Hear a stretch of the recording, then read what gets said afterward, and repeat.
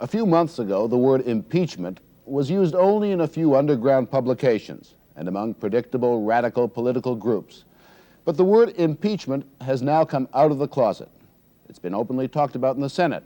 It's being openly discussed in polite society. Our two guest columnists tonight have some thoughts. Here's Point Counterpoint. A great deal of talk is being heard these days about impeaching Mr. Nixon.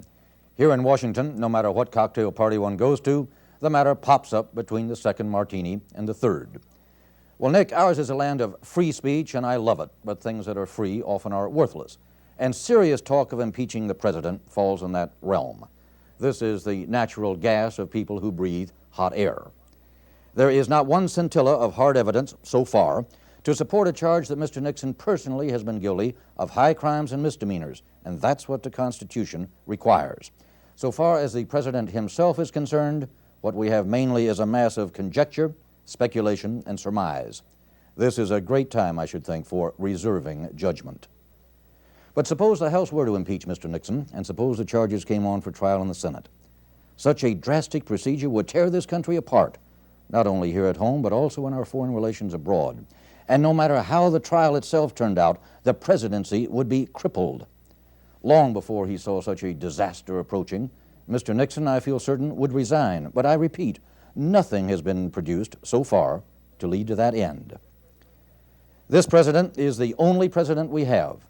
And apart from his lamentable blindness as to Watergate, I happen to think he's done a good job. I haven't lost confidence in him. And Nick, until we have something more than hot air, suppose we keep our feet on the ground. I'm surprised that such a strong law and order capital punishment guy like you, Jack, would draw back at the prospect of a good old-fashioned public hanging. You don't think the man has committed high crimes and misdemeanors. I agree with you on that. They're low crimes, tacky, hacky, sleazy, sneaky, dishonorable acts. Why, Nixon, Kissinger, and the rest of those rusty nails were even bugging each other's phones. Not enough evidence, you say. You have the head of the FBI admitting he passed his time destroying the evidence. You have every department of government, from the CIA to the Securities and Exchange Commission, compromised and confessing.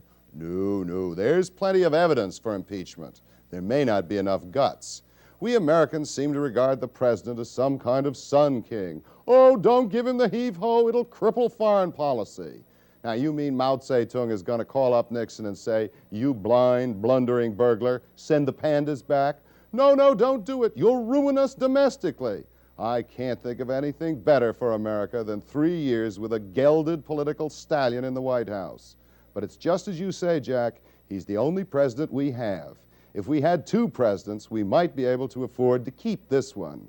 Take my word for it, Chicken Little. If we impeach the president, the sky isn't going to fall in. We'll still have Congress and the Supreme Court. America will go on just fine with a demystified, deroyalized presidency. Believe me, Jack, there's no better way to preserve it than to chop the king's head off.